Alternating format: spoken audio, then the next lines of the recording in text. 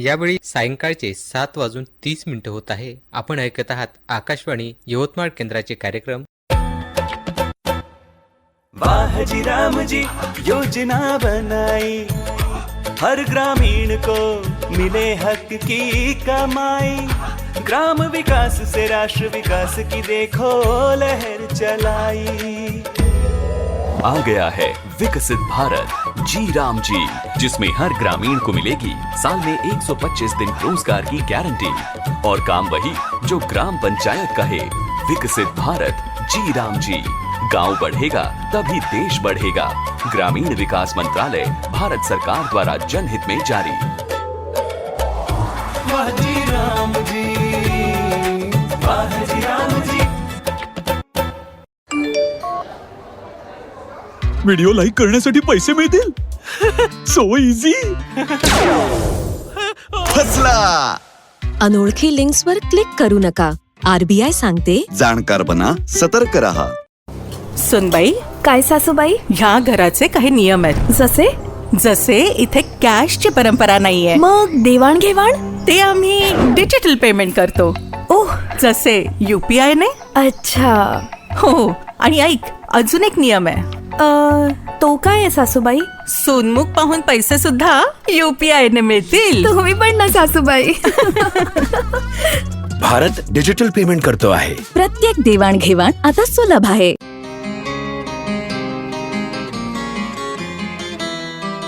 प्रसारित करीत आहो शेतकरी बंधू आणि भगिनींचा कार्यक्रम ग्रामायण.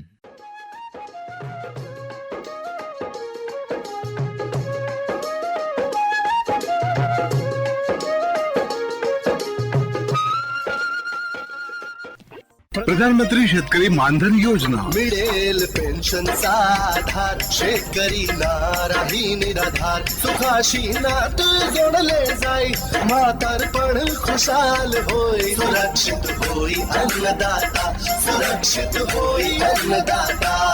प्रधानमंत्री शेतकरी मानधन योजनेनं लघु आणि सीमांत शेतकऱ्यांचं भविष्य होईल सुरक्षित. आणि 60 वर्ष वयापासून 3,000 रुपयांची मासिक पेन्शन होईल सुनिश्चित. 55 रुपये ते 200 रुपयापर्यंत मासिक हप्ता देऊन प्रवेश करू शकतात 18 ते 40 वर्ष वयाचे शेतकरी. या अंशदायी योजनेत सरकार देईल बरोबरीचे योगदान. सर्व शेतकरी बंधू भगिनींनी या योजनेच्या लाभाकरिता जनसेवा केंद्रात जावे आणि आपले निशुल्क नोंदणीकरण करावे. प्रधानमंत्री शेतकरी मानधन योजना, अन्नदात्याच्या परिश्रमाचा आधार, पेन्शननं त्याचं भविष्य सुरक्षित साकार. कृषी आणि शेतकरी कल्याण मंत्रालयातर्फे जनहितार्थ जारी.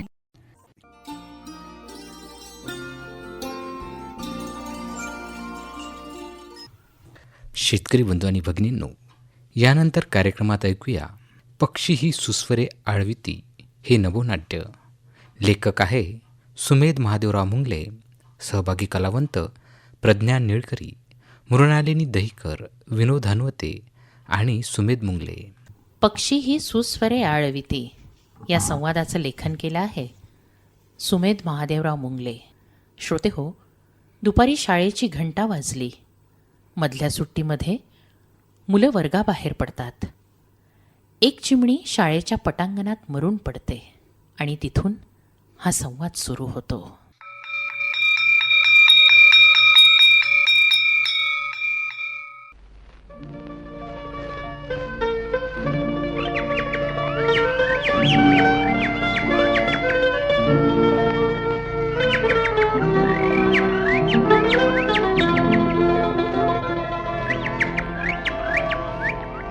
अरे ये मयूर, इकडे ये बघ, इथे काय आहे, ये लवकर इकडे. काय काय झालं राघव? अगं कोकिळा इकडे ये, इथे बघ.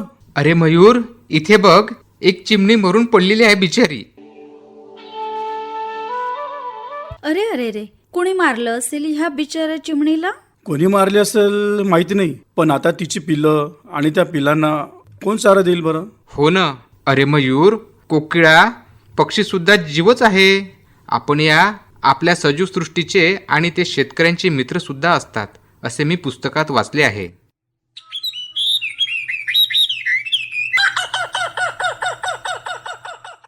आता ते कसे सांगू शकशील का? हे बघा, साप, बेडूक, फुलपाखरे, मधमाशा, कोंबड्या, शेळ्या असे अनेक प्राणी पक्षी शेतकऱ्यांचे मित्र असतात. परंतु पक्षी शेतातील धान्य खाऊन फस्त करतात अशी एक गैरसमजूत आहे. काही पक्षी शेतातील धान्य खात नसून पिकांची काढणी झाल्यावर शेतातील पडलेले दाणे टिपतात. शेतामध्ये असलेले किडे ते खाऊन टाकतात. सरपटणारे प्राणी, उंदीर यासारखे उपद्रवी प्राणी खाऊन टाकतात. त्यामुळे ते शेतीचे संतुलन राखण्याचे काम करतात. हो का? अरे, मी तर असे वाचले आहे की पक्षी पिकांचे नुकसान करतात. म्हणून तर अमेरिकेमधील लोकांनी कॅरोल आणि पॅराकिट या पोपटांच्या सुंदर प्रजातीचा वंशजच संपवून टाकला. माओंच्या आदेशानंतर चीनी नागरिकांनी सुद्धा लाखो चिमण्यांची कत्तल केली होती. त्याचा परिणाम शेतीवर झाल्याने चीनला उपासमारीचा सामना करावा लागला. पीक उत्पादनच न झाल्याने लाखो लोक मृत्युमुखी पडले. शेवटी चीनी सरकारला रशियामधून चिमण्या आयात कराव्या लागल्यात. अरे बापरे, हो का?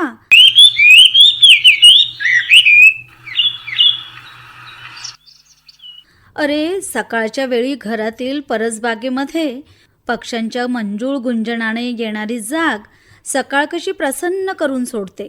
माझ्या घरी बाबांनी लावलेली खूप झाडे आहेत. रोज सकाळी पक्षी तिथे येतात आणि किलबिलाट करत असतात. त्या किलबिलाटानेच मला जाग येते. इतकेच काय, तर सकाळ आणि संध्याकाळी पक्ष्यांचे थवे बघायला सुद्धा मिळतात आणि ते बघून मन कसं प्रसन्न होते. काय काय काय रे, काय आहे तिकडे? कशासाठी गोळा झालात तुम्ही? मयूर, राघव, कोकिळा, काय करत आहात तुम्ही तिकडे? मॅडम, इथे एक चिमणी मरून पडली आहे. अरे रे, तो पक्षी खाली पडला. मेला का ग? हो मॅडम, मरूनच पडला तो. फार वाईट झालं. अरे, बघा, आपण पाणी आणि दाणा या पक्ष्यांसाठी ठेवला ना, तर या पक्ष्यांचा जीव वाचू शकतो, नाही का? हो ना, नक्कीच मॅडम. नक्कीच. मुलांनो, तुम्हाला माहिती आहे का, काय मॅडम? पक्ष्यांमुळे पर्यावरणाचा समतोल राखला जातो, बीज प्रसार होतो, निसर्गाची सुंदरता वाढते. सकाळी सकाळी पक्ष्यांच्या सुमधुर आवाजाने माणूस ताजातवाना होतो. होय मॅडम. पण आज विषारी रसायनाचा अतिवापर फळे, धान्य यावर होतो आहे, हो की नाही? त्यामुळे बरेच पक्षी ते खाऊन मृत्युमुखी पडतात. आपले स्वच्छता दूत असलेली गिधाडे जनावरांवर रसायनाचा अतिवापर केल्याने ते दगावतात.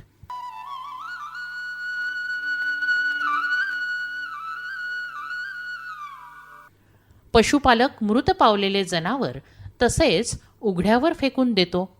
अशा जनावरांचे मांस खाल्ल्याने गिधाडे मृत्युमुखी पडल्याचे एका सर्वेक्षणातून दिसून आले आहे. तसंच आणखी एक, मोबाईलच्या टॉवरमधून आणि मोबाईलमधून निघणारी किरणं, त्यापासून सुद्धा पक्षी मरतात बरं. त्यामुळे चिमणी, कावळे आणि इतर पक्ष्यांची संख्या कमी होत असल्याचं आपल्याला आढळून आलेलं आहे. माहिती आहे का तुम्हाला हे? नाही मॅडम. आणखी एक गोष्ट अशी आहे, एक पक्षी लाखो मैलाचा प्रवास करून स्थलांतरणसुद्धा करतात. ते ठरल्यावेळी एका मुलखातून दुसऱ्या मुलखात स्थलांतर करायचे आणि नंतर नियमितपणे परतायचे. हे पक्ष्यांच्या स्थलांतरणाचे खास वैशिष्ट्य आहे बरं का. आणि हो, उडण्याच्या वरदानामुळेच पक्षी इतर प्राण्यांपेक्षा जास्त लांबवर स्थलांतरण करतात. मी वाचलं आहे की पक्ष्यांच्या स्थलांतरणाची अनेक कारणे आहेत. त्यामध्ये अन्नाची उपलब्धता, हवामान सोसण्याची क्षमता, पक्ष्यांची थंडी सोसण्याची क्षमता चांगली असते. तरी युरोप, सायबेरियातील हिवाळा अति कडक असतो. ह्या हिवाळ्यातील थंडी सोसणे पक्ष्यांच्या आवाक्याच्या बाहेरचे असतो. म्हणून या भागातील पक्षी उत्तर आफ्रिका, मध्यपूर्व इराण, भारतीय उपखंड, आग्नेय आशियात स्थलांतर करतात. त्यानंतर युरोप आणि सायबेरियामध्ये उन्हाळ्यात खाद्य मोठ्या प्रमाणात उपलब्ध होते आणि पक्षी पुन्हा या ठिकाणी स्थलांतरण करतात. आणि मुलांनो, लक्षावधी वर्षाची स्थलांतरणाची ही सवय, यामुळे बहुतांशी स्थलांतरित पक्ष्यांच्या जातीमध्येच जन्मतः स्थलांतराचं ज्ञान असतं. उदाहरणार्थ, पेरू आणि चिली देशातील काही पक्षी जनुकीय सवयीमुळे अन्न उपलब्ध नसलेल्या भागातही स्थलांतर करतात. तर काही पक्षी शिकाऱ्यांपासून सुरक्षितता मिळावी म्हणून स्थलांतर करतात. तर काही पक्षी पिल्ल्यांच्या प्रशिक्षणासाठी देखील स्थलांतर करतात. बघा बरं, कोकिळा नावाचा पक्षी उत्तर प्रदेशातून मार्चच्या पहिल्या आठवड्यात महाराष्ट्रात येतो आणि ऑगस्टमध्ये दक्षिण भारताकडे स्थलांतर करतो. आणि मॅडम, बहुतांशी पक्षी हे दिनचर असतात, तर फारच थोडे पक्षी हे निशाचर असतात. घुबडामधील बहुतांश जातीचे पक्षी हे निशाचर असतात. तसेच रात्रबगळा, टिटवी, वटवागुळ हे काही पक्षी निशाचर आहेत. हो ना. आणि मुलांनो, पक्ष्यांबद्दल सांगायचं झाल्यास आणखी एक. वेगवेगळे खाद्य मिळवण्यासाठी उडतानाच्या हालचालींना अनुरूप अशी पक्ष्यांच्या पंखाची रचना असते. तुम्ही बघितलं का कधी? बघा एकदा. जसं एकाच ठिकाणी पंख न हलवता तरंगणे, जलद झेप घेणे, पंखांची थोडी उघडझाप करून हवेत तरंगणे, तसंच हवेत तरंगताना मध्येच पंखांची जलद फडफड करणे, भरारी मारताना मध्येच पंख मिटवणं, कमी उंचीवर असताना पंखांची अतिजलद फडफड आणि सरळ उड्डाण.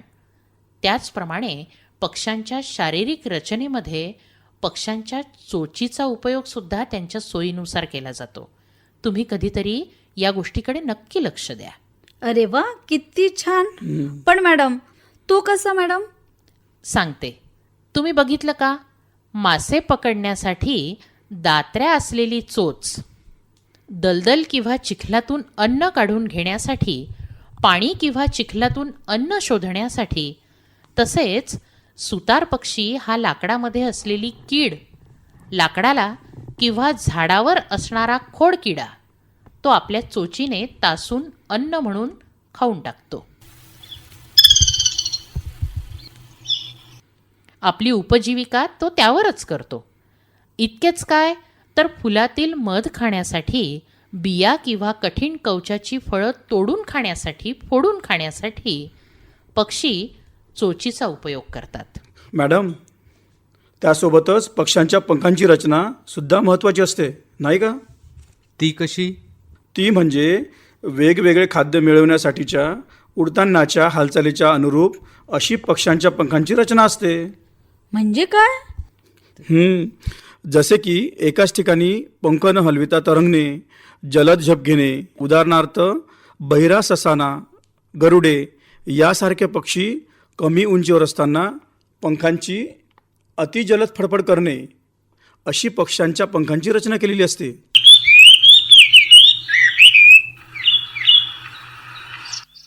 आणि मयूर, पक्ष्यांना विविध रंगाची पिसे देखील असतात, जसे की मोराची आकर्षक पिसे.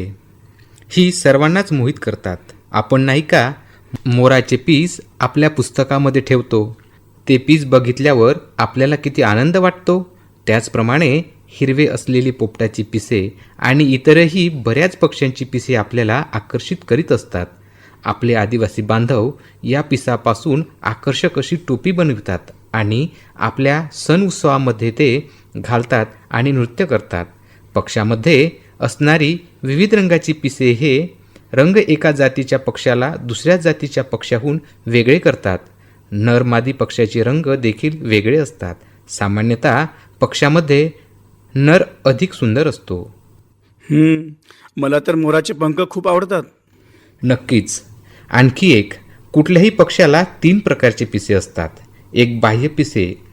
या पिसांचे रंग एका जातीच्या पक्ष्याला दुसऱ्या जातीपासून वेगळे करतात. यात साधारणपणे शेपटीची पिसे, उडाणाची पिसे आणि इतर बाह्य पिसे याचा समावेश होतो. 2 अंतर्बाह्य पिसे. ही पिसे लवचिक असतात आणि बाह्य पिसाखाली दडलेली असतात. 3 अंतर्गत पिसे. ही पिसे सर्वात आतमध्ये असतात आणि केसाच्या लवीप्रमाणे दिसतात. बरोबर राघव. आणि मुलांनो, पक्ष्यांमध्ये खाण्यापिण्याच्या तसेच किडे कीटक खाण्याच्या बाबतीत प्रचंड विविधता दिसून येते बरं. म्हणजे ती कशी असते मॅडम? सांगते ना. फुलातील मकरंद, फळे, लहान रोपं, छोटे प्राणी, साप आणि विविध किडे कीटक पक्षी खातात. अच्छा. काही शिकारी पक्षी वगळता किडे हे बहुतांशी पक्ष्यांचं आवडतं अन्न आहे. किंबहुना किड्यांची संख्या नियंत्रणात ठेवण्यासाठीच पक्ष्यांचा जन्म झाला असेल असं वाटतं मला. तुम्हाला काय वाटतं?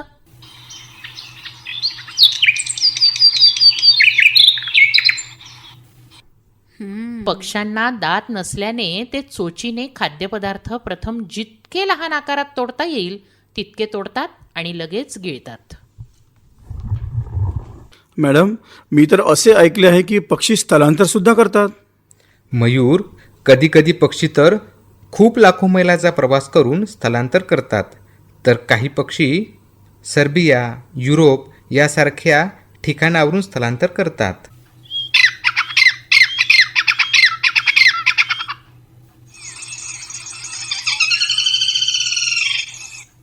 हो, खरंच आहे. ठरल्या वेळी एका मुलखातून दुसऱ्या मुलखात स्थलांतर करायचं आणि नंतर नियमितपणे परतायचं. हे पक्ष्यांच्या स्थलांतराचं खास वैशिष्ट्य आहे. आणि मॅडम, निरीक्षण किंवा पक्षी बघायचे असेल तर सकाळी किंवा सायंकाळी पक्षी जास्त क्रियाशील असतात. त्यामुळे पक्ष्यांचा मंजूळ आवाज तसेच विविध प्रकारचे पक्षी आपल्याला बघतासुद्धा येतात. मग काय तर.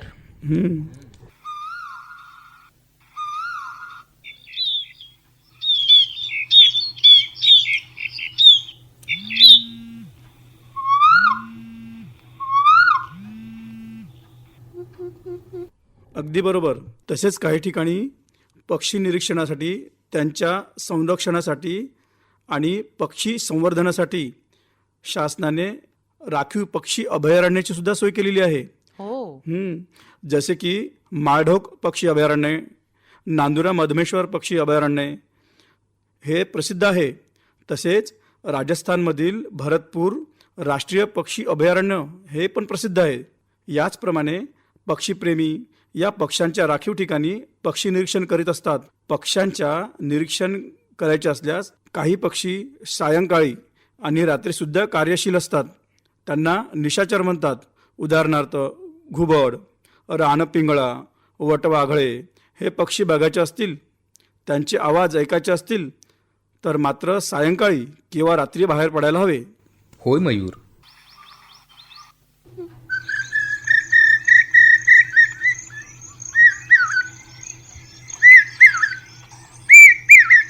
हिवाळ्यात आपल्या देशात अनेक प्रजातीचे पक्षी स्थलांतर करून येतात.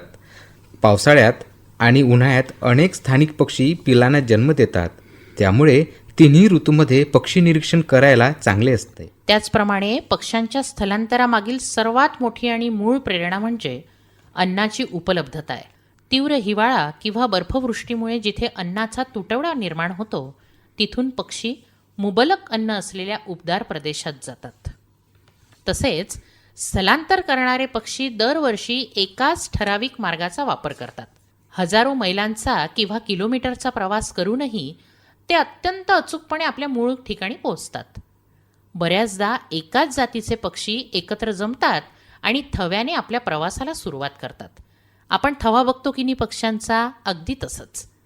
बघा बरं मुलांनो, आज या मरून पडलेल्या चिमणीमुळे कितीतरी माहिती आपल्याला पक्ष्यांबद्दल मिळाली. हो ना. हो मॅडम. अगदी बरोबर. आम्ही सर्व मुले आपल्या शाळेमधल्या वाचनालयात विविध पक्ष्यांबद्दल विविध विषयांची पुस्तके वाचत असतो. आपल्या शाळेमधील बदके सर आम्हाला नवीन नवीन पुस्तके वाचण्यासाठी देत असतात. त्यामुळे विविध पक्ष्यांची ओळख होते आणि आम्हाला प्रेरणासुद्धा मिळते. त्यांच्या सवयी, ऋतुमानानुसार आपल्याकडे स्थलांतरण करणारे पक्षी ह्या सारख्या विविध पक्ष्याबद्दल असणारी माहिती आम्हाला मिळत असते. होय मयूर, अगदी खरं आहे. परंतु मुलांनो, एक गोष्ट लक्षात घ्या. ती कोणती मॅडम? पक्ष्यांना विनाकारण दगड मारणं, पक्ष्यांच्या पिल्लांची छेड काढणं, पक्ष्यांची अंडी पळवणं असं आपण केलं नाही पाहिजे. हो की नाही? तुम्ही सांगता ते अगदी बरोबर आहे मॅडम.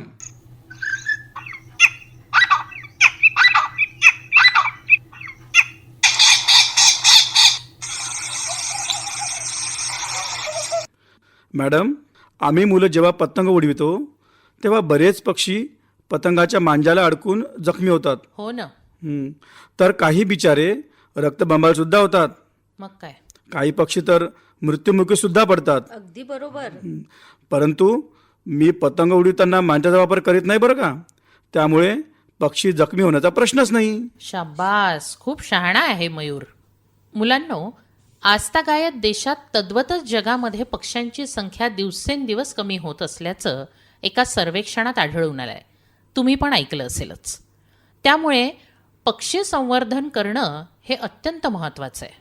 आणि मॅडम, आपण पक्षी आणि पक्ष्यांची पिले यांची घरटी नष्ट होणार नाही याची काळजी घेऊया. ती तर अगदीच महत्त्वाची आहे. आणि मॅडम, मी उन्हाळ्यामध्ये पक्ष्यांनी माझ्या घरी असणाऱ्या झाडांवर पक्ष्यांसाठी आणि पाणी पिण्यासाठी सुद्धा भांडे भरून ठेवते. बिचारे ते पाणी पिऊन तृप्त होतात. माझी आई दररोज पक्ष्यांना अंगणात तांदूळ, गहू सुद्धा खाद्य म्हणून देते. अरे वा. चिमण्या, कावळे आणि इतर पक्षी ते धान्य टिपून घेतात आणि निघून जातात.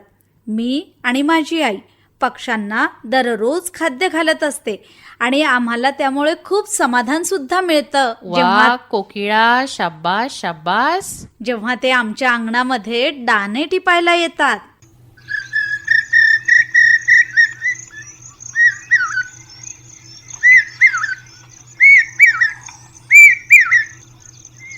आणि हो मॅडम, पक्षी संवर्धनासाठी शासकीय स्तरावर सुद्धा प्रयत्न केले जातात. इथून काही वर्षापूर्वी पुणेमध्ये घुबड संमेलन आयोजित केले होते. पक्षी संशोधक डॉक्टर सलीम अली, प्रसिद्ध लेखक अरण्य ऋषी मारुती चितमपल्ली यासारख्या अनेक पक्षी अभ्यासकांनी पक्षी संवर्धनासाठी प्रयत्न केल्याचे दिसून येतात. होय मुलांनो. बरं झालं आता. शाळेत चला. चला आता परत वर्गात जायचं आहे आपल्याला. होय होय होय होय, चला चला.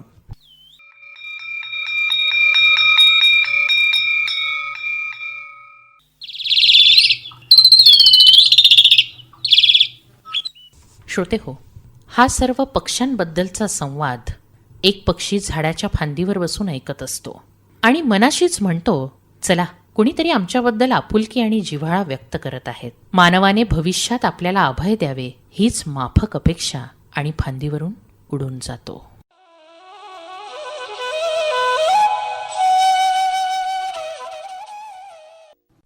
तर शेतकरी बंधू आणि भगिनींनो, आताच आपण पक्षी ही सुस्वरे आळविती हे नभोनाट्य ऐकलत. लेखक होते सुमेध महादेवराव मुंगले. सहभागी कलावंत होते प्रज्ञा निळकरी, मृणालिनी दहिकर, विनोद हनवते आणि सुमेध मुंगले. तर शेतकरी बंधू आणि भगिनींनो, आता ग्रामायण या कार्यक्रम संपवण्याची वेळ झालेली आहे. तर मी सुमेध मुंगले घेतो आपली रजा आणि भेटूया पुढच्या कार्यक्रमामध्ये. तोपर्यंत नमस्कार शेतकरी बंधू आणि भगिनींनो.